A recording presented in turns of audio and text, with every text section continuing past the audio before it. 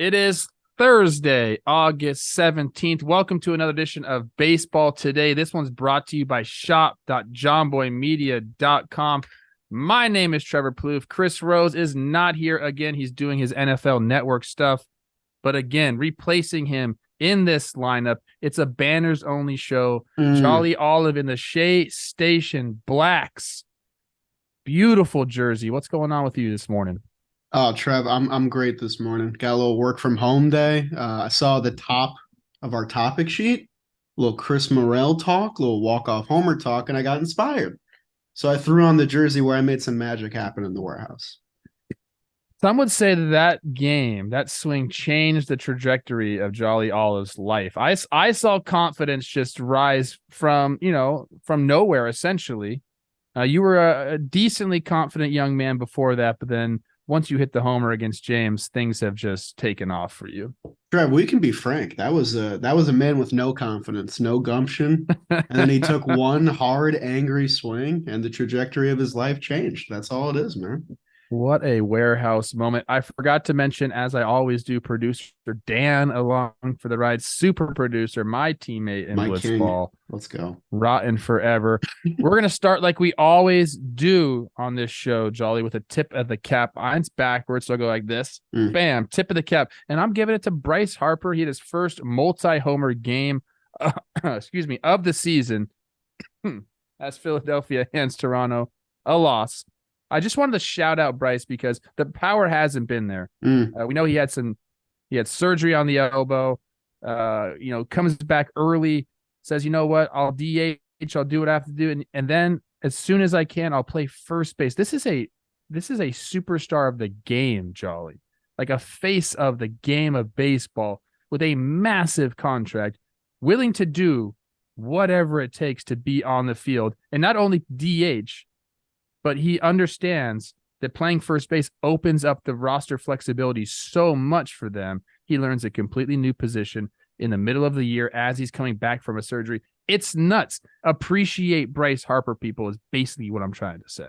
I mean, if you want to talk about active players on surefire Hall of Fame paths, I think Bryce Harper kind of tops that list, man, alongside Mike Trout and a couple other guys. But we talked about it a lot during the postseason last year where we really got to appreciate his greatness, but we're at the point where he's underpaid, man. He's got, his arm hanging off. He's unable to play the field. He's still doing everything he can to help his team.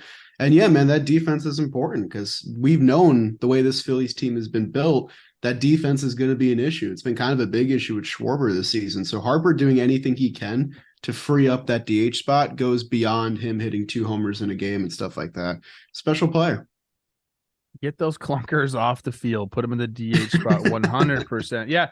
No, look, I don't want to go too far into this, but Bryce he's lived up to everything. He's been a prospect since he's been 12 years old, essentially. Nuts. Lived up. And honestly, he's like just never done anything wrong. Like he is everything you want in your superstar. So you get the tip of the cap, Bryce. I'm sure you love that. I loved it. And to start the show off, as you mentioned earlier, you kind of gave our first question away. Chris Morel hits a walk-off 3-run homer that puts the Cubs into a 3-way tie for the last NL wildcard spot. A lightning quick comeback in the 9th against the White Sox. Just a very special moment at Wrigley. You're seeing it here. He went nuts around the bases, Jolly. These Cubs, they've won 20 of their last 30 games. They're on fire right now. Things are happening. Are you buying into this Cubs team as a true World Series contender? World Series is strong, personally for me, because I went on Talking Baseball a couple weeks ago. We had a little bit of Cubs fever. Me and Jake were talking a lot of Cubbies baseball. There's a lot to like for this team.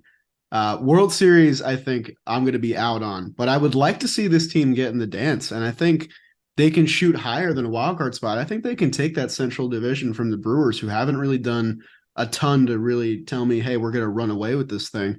The big thing for me with the Cubs is how are you going to recover from Marcus Stroman maybe being out for the season? I mean, it's going to be a lot to put on the back of your young stud, Justin Steele. They're getting good starts from Tyone. Drew Smiley's pitching deep into a season, which is always a plus, and Hendricks is always there. But is that enough? And I would have felt a lot more comfortable saying "Go Cubbies, go" if they went out and got a starter. But this lineup can bang, man. They're consistent through and through. And their best hitter is the dude that just smacked that walk-off home run, Chris Morel. He's having a really special season. Last night I tweeted that the Cubs got their new Javi, but he's kind of like the ultra positive, like happy-go-lucky Javi, and I kind of love that for Cubs fans. Okay, their new Javi Baez. Okay, I don't mind that. I don't mind that. I'm kind of with you on the World Series contention. The only thing is, if you think they can beat the Brewers and take the Central, I mean, they're playing special baseball, and usually we do see, one or two teams that are on the fringe that kind of hustle their way into the playoffs, have some sort of extended playoff run. There is some magic with this team. I don't think there was a ton of expectations on the north side of Chicago this year, but now I think there are. I think once they didn't trade away Bellinger and Stroman, I know Stroman struggled there, heading into the trade deadline. Now he's hurt, but they didn't trade away anybody. And I think those expectations became like, oh, this is real. Like, we do have a shot at this. We do have a nice roster mix of some young guys like a Morel doing it, plus some resurgent players like a Belly. The season he's had is just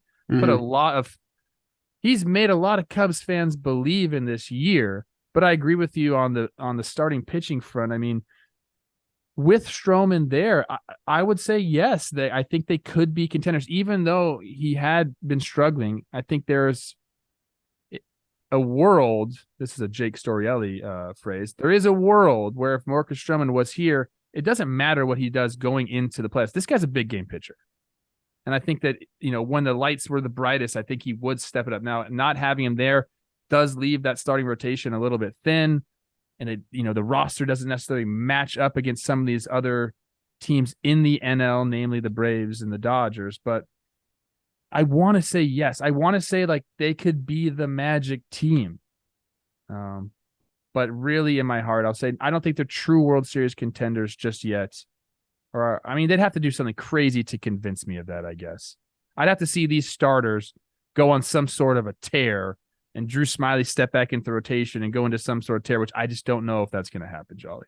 I mean, they're a really fun team to root for because the way they were built, it was kind of reliant on okay, we need Cody Bellinger to return to form. We need Nico Horner to be good. We need Dansby Swanson to have a good year. Ian Happ needs to stay here long term. They had a laundry list of things they needed to happen for them to be successful this late in the season. And the cool thing is most of those things happened. Things are going according to plan for this front office.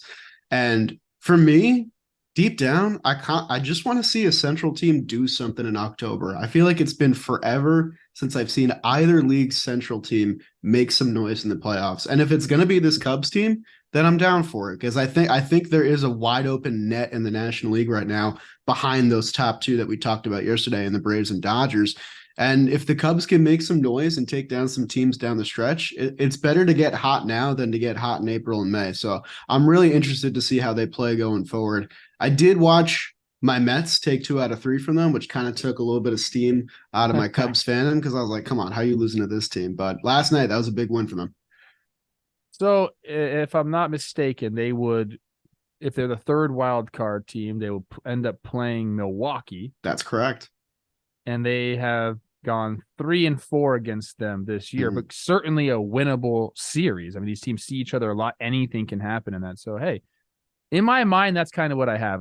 If the Cubs make it, they bounce a team early and we're like, hey, the Cubs, are they going to be this team? And then they get beat by the Dodgers, the Braves. But I like them in a 3-game set, though. I like them in a 3-game set. Okay. Speaking of that logjam for the last NL wild card, we have the Cubs, we have Cincy, we have Miami, we have Arizona. I'm actually going to leave San Diego out of this discussion. Whoa. Okay, so they're gone. Just for this discussion, okay? My goodness. I'm not saying they're out of it. 4.5. Come on. So those 4 teams, they're all still in play for the last NL wild card spot. In the AL, it's Toronto, Seattle, and Boston fighting for that last playoff spot. I left the Yankees out of there. Which team do you think will be the most disappointed at the end of the season? This is an interesting question because it's not which team is going to get left out. It's going to be which team, feels like they should have been in the dance and not. So right off the bat, I'm taking Boston out of the discussion because I think Boston, they kind of knew this was a transition year with some upside. I think things have gone well for them, but I don't put them in that Blue Jays Mariners class right now, even Astros too. I think they're going to be on the outside looking in, but they're going to view this year as a stepping stone going forward. Cubs, I think you got a little bit of house money. Reds, they feel like the Orioles of last year, like 83, 84 wins. A lot of young guys step in the right direction. So for me, it comes down to Miami and Arizona. And I think both these teams kind of didn't think they would be here realistically this late in the season. But I think I'm going to say Arizona just because of how long they were leading that National League West and how long they were able to stay ahead of the Padres, Giants, and Dodgers.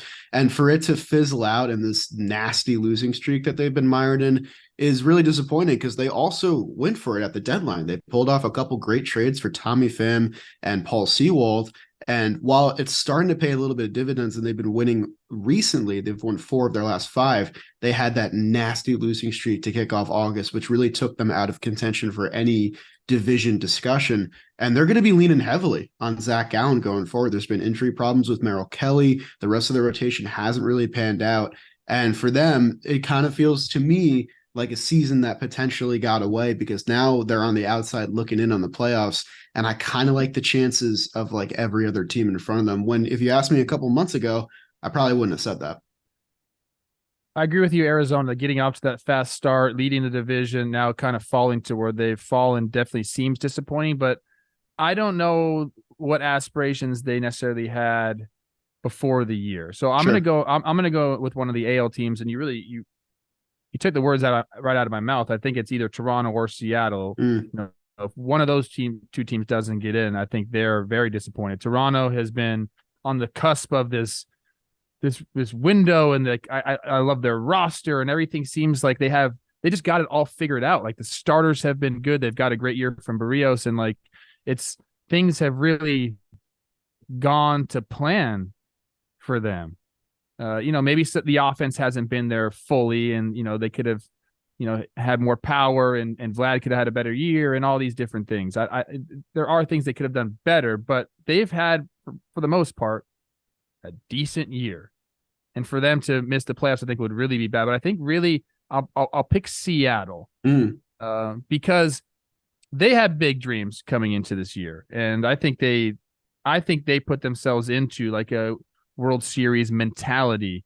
Playoffs great, but we want to go win this whole dang thing. And they just never have found their footing. And again, for them, it's also been offensively. And so Julio Rodriguez starting off the year so poorly, really had them struggling early on, but now they've turned it on. They've been healthy all year long with their pitching staff. So I really believe that those two teams, Toronto and Seattle, they had big ideas of what they wanted to do with this season. And one of them is not going to be, in the playoffs. And I think for me, it would be if Seattle missed it. Well, I don't know. Toronto, they're kind of on the same level. Toronto and Seattle, I think one of them is going to go and say, what happened to this year? Like, dude, nothing major went wrong, but one of us just isn't in the playoffs. And to me, those two teams will be the most disappointed.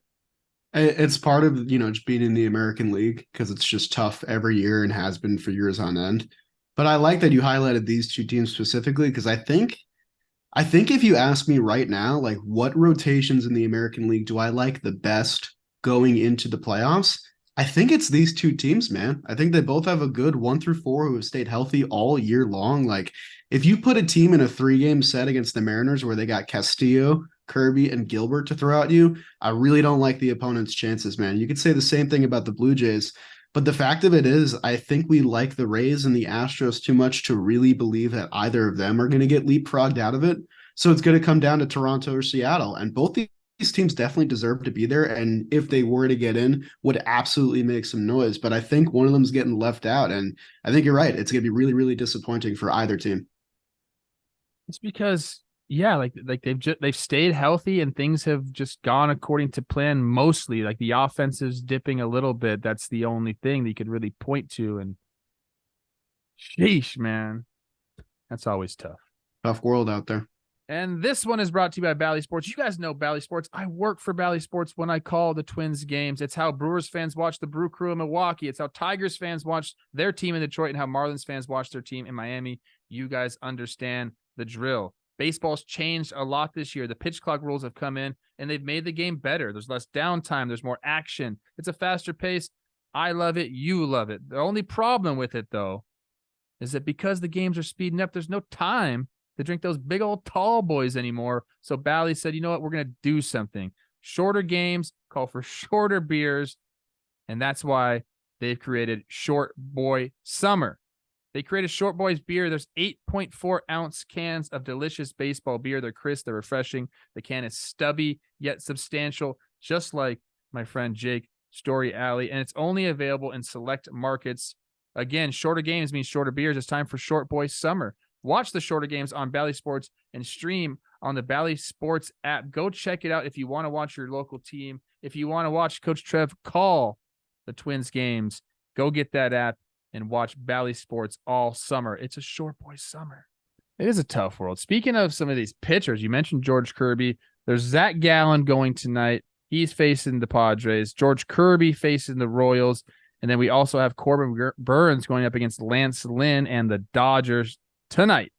You have one. Rose gives you his first class plane ticket because he always flies first class. He gives you one first class plane ticket, and you can go to any of these games tonight. Where we dropping, Jolly? Oh, this is such a tough question. All three of these guys are they're great for all different reasons, man. You know, I think right now, just because part of it is I've seen the other two pitch and I've never seen this guy pitch in person. I think right now I'd love to watch George Kirby go at it because I think he's quietly put together like a top 5 Cy Young season.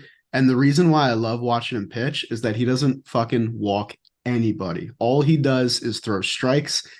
I think he's right now, he's the number 1 pitcher against winning teams for whip and on-base percentage and strikeout to walk rate. Like all this dude does is he comes after hitters, and he's such a young guy too that like I feel like we still haven't seen the best of him either. And all I think about is last year's ALDS against the Astros, down 2-0, first playoff game at Safeco Field in however many years, 21 or whatever. George Kirby on the mound, tossing 7-8 shutout innings against the Houston Astros, ice in his veins. This guy needs to get into a spotlight once again this year. I hope the Mariners make it just so I can watch him pitch in a big game because this dude is big game pitcher energy. And that's exactly what the Mariners need right now with like Luis Castillo kind of going through like a tougher stretch, the bullpen going through a tough swing. George Kirby has been their rock, and he's top 5 in every important American League starting pitcher rank. I really want to watch him pitch in person. I'd love to drop into Seattle, full capacity crowd, watching this dude do his thing. Now, Joe, I don't know if you know this, but Mariners fans are always in my mentions telling me about George Kirby. So I agree with you. So much fun to watch. And I love the individual matchup that would come between Bobby Witt Jr. and George Kirby. I like that choice. I'm going to go with Zach Gallen. Okay. Going up against the Padres for a couple of different reasons. This will be the third time that Gallen has faced the Padres this year. One was early on in the year. He kind of got roughed up, couple homers.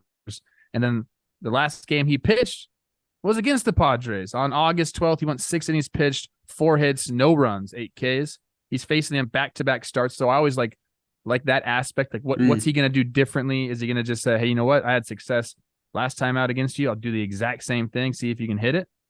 So I like that. I want to see him go up against that lineup. And another thing, I didn't include the Padres in the NL wildcard race, but they're there. Sure. Nando doing Nando things last night. Right now, the head-to-head record between the Diamondbacks and the Padres, Diamondbacks have won 4 games and lost 5 games. So if Zach Gallen can win this game tonight, it puts them back to even. And look, there's a chance that the tiebreaker comes down to head-to-head record. There's a few more games to be played, but Gallen getting it back to even, that's big for the season series as well. So I think I would go there. Neither of us picked Lance Lynn versus Corbin Burns, which seems like an oversight or a mistake. Corbin Burns in LA going up against that lineup. He's been incredible this year, as he always is. So you really can't go wrong, but Yeah, I think Gallen's my guy. He's turning into one of my favorite pitchers in the league. Which Gallen's a great I'm pick, late. man. I'm late to the train on that one. Oh, I mean, a lot of us were, but Gallen's putting together an amazing season. I like that you highlighted the back-to-back starts against the same pitcher because if we're talking playoff ball for the Arizona Diamondbacks or Padres or whatever, a big recipe that goes into winning those series is, okay, do you have a pitcher that can stymie a team twice in a row? Because if you're in a 5-game, 7-game set, that's the scenario you're going to find yourself in if you're the ace of the team. So Zach Gallen, pretty interesting start that's going to happen for him tonight. Corbin Burns, I'm glad you shouted him out too. He could be pitching against his future team. Who the hell knows? What? People don't like when we say everyone's going to the Dodgers. I'm just that it rings true in my brain, man. It just makes sense. But George Kirby, stud, 16 innings, 1 earned run this month already. Oh man, he is a stud. Speaking of studs, Miguel Cabrera, he's pretty good. He played his final game at Target Field as the Tigers beat the Twins 8-7. He's loved hitting at Target Field. I got a front row seat to a lot of it. He slashed 315, 377, 518. That's good for an 895 OPS. Before I get to the question, which is going to be what's your biggest Miguel Cabrera memory, I'm going to pose this question to our chat and AMP, which I don't know if is working for me right now. I got it up. Okay. And to you, where do you think Miguel Cabrera's worst offensive output is at a stadium where he's had over 100 plate appearances? Ooh, okay. Over 100 plate appearances, so it doesn't have to be just his division. Worst? I feel like you're asking me this because it's kind of an interesting answer. So I'll say like Fenway Park. It is not Fenway Park. Let's see. What did he do at Fenway? I have all of his stuff up. Philly, Camden, Yankee Stadium. Chat's active. They're saying Royals. Why can't I find Fenway on here? Oh my Trev. It's not Fenway. Do you know what it is? What is it?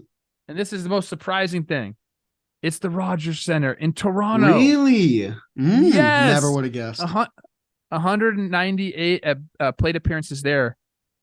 He's got a 700 OPS. That's like by far the lowest. Petco Park, he's got 94 plate appearances, so it didn't register. He's actually got a 547 OPS there. But I thought it was very interesting that in Toronto, at the Rogers Center, that's a notorious hitter's park. No slug, no batting average, nothing. Fenway Park found it 793 OPS at Fenway Park through 198 plate appearances. Okay, so not a bad guess by me. I almost said Yankee Stadium because I'm checking it now. He's got like a 1.2 there, so that would have been a horrible guess. He's played at all the Yankee stadiums too. Anyways, give me your biggest Miguel Cabrera memory. Yeah. I mean, there's so many great ones to choose from. Before I do, I was just kind of perusing around his references here. Okay. Have you realized that Miguel Cabrera's like kind of having a really nice year since like May? Yeah. Yeah, I was aware of that. Yeah. Since May 30th, 805 OPS, 310 batting average. Good for Miggy. Love that for his retirement tour. For me, it comes down to I was a big baseball video game kid. So when I was playing when I was younger, Miggy was always like the most OP player you could get on your team.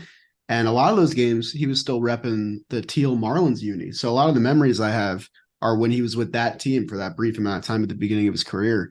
So I'm going to say when he probably punched a 2-run homer off Roger Clemens in that 03 World Series. Because I think as a young 20, younger than me right now, stud, he was getting those massive fall classic hits, bringing a World Series home to Florida, which is crazy because we'll never really associate him with that team as much as we do with the Tigers, just because of how his careers went.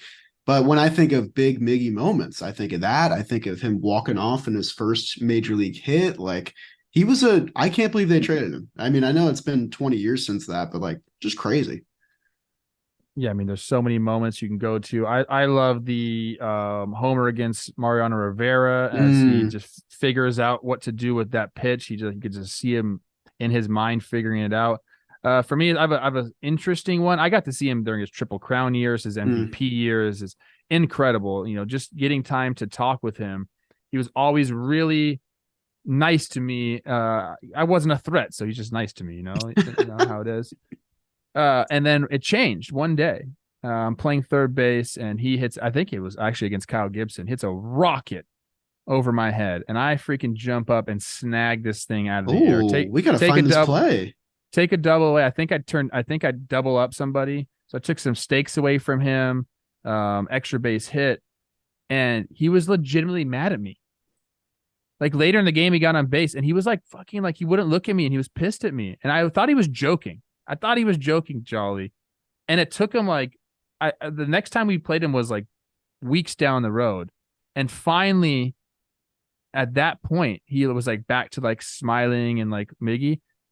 Before like the rest of that game, like he was like legitimately mad at me. And I felt like he couldn't hide it. Like he was trying to hide it from me, but he couldn't. Like he's like, I don't think a lot of people give him that like fierce competitor. You know, they don't put that on him because he's just like so good and so happy all the time.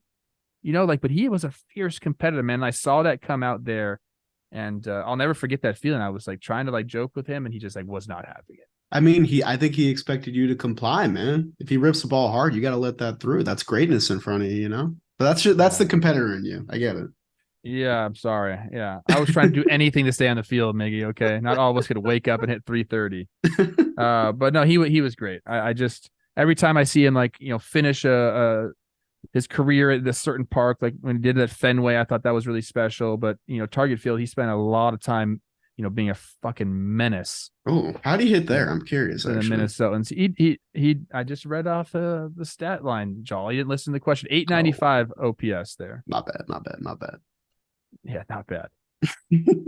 All right. Last question or last thing we do. We always like to end with something fun. We have two plays here that were awesome. We're going to start with Luke Raley. He hits this wild inside the park home run up in San Francisco, hits off the brick, goes off the top of the center field wall, and then it's off to the races. What a feeling this is for him. He knows he's going to hit a home run right here. He's got to get around the bases, standing up. That was awesome. And then the other great moment from last night was Fernando Tatis just taken home without a throw. An incredible base running play. Clearly one that they watched video and saw this happening. Lefty looking over to first base, not really paying attention. Tatis saw it the whole way. And if we show, like, I don't know if we're going to get to it here, but he takes a walking lead, then he just turns the Jets on. It's not even close. I think right here we're going to see it. Again, just goes, see ya. So what was the funner baseball moment for you? Inside the park homer or the uncontested stealing of home? I mean, with the inside the park homer, I think Oracle Park can just get kooky sometimes. And like, I think it's cool that you could be anybody. And if you hit it to the right place in that ballpark, you might have a shot at an inside the park homer. But not everybody can do what Nando did, which was just recognition, awareness, and then blazing speed to just steal a run that would help win the game for the Padres. I'm going to go with Nando just because stealing home just seems impossible to me. I mean, I know it's a lefty pitcher, so there's a little bit of advantage there. But it was also like kind of symbolic to me because I love that Fernando is still kind of himself. He hasn't lost any of that like special ability from that year off. And people have their opinions about what he did, and that's totally fair. And like if that changes your reflection of him, I totally get it. But at the end of the day, I love watching that guy play. I love watching him do pretty much anything on the field. I'm surprised how much I love watching him play right field at this point because he's really good at that too, because he's really fucking good at everything, including stealing home against one of the best teams in baseball. So I'm going Nando. He's incredible to watch, but I will disagree with you. Okay. I think anybody could have stolen home last night in that scenario. There was zero field awareness there from the pitcher. I mean, Fernando was 3/4 of the way home before he even realized what was going on. So that was great play by Tatis, but my goodness, we got to pay attention there. How do you not know that as a pitcher? Come on, man. I mean, I watched IKF swipe home against my Mets too, and you're just sitting there in the crowd like, how does this happen? How? The game speeds up on you. That's what I happens. guess. So I'll go with Luke Raley hitting the homer. The pure joy you see as he's running around the bases, understanding that he's about to get credited for a homer on the ball that probably should have been a home run anyway because he smacked the crap out of that thing. But once you see it hit in the I think it was the left fielder just overrunning it, and it's gone. You just start running, you're smiling. Those are fun. those are fun baseball moments right here. I never had an inside the park homer at the big league level, although I did have like a little league homer. I hit a triple in Coors. They tried to throw me out at third base, and as I popped up, the ball hit me in the shoulder, went off into the stands. Inside the park little league homer for me. I mean, So I have a soft my spot favorite is for just it. watching the guys absolutely gassed after having to run the extra 90 feet or whatever. Just like on the bench, just getting oxygen, getting fanned from their teammates. I love that shit. It's so funny. It is good. All right, that's going to do it for today. We got a lot of great baseball coming up this weekend. Jolly will join us again tomorrow morning. I believe we're going to do that at around 9 a.m. Pacific. Come join us on the AMP app.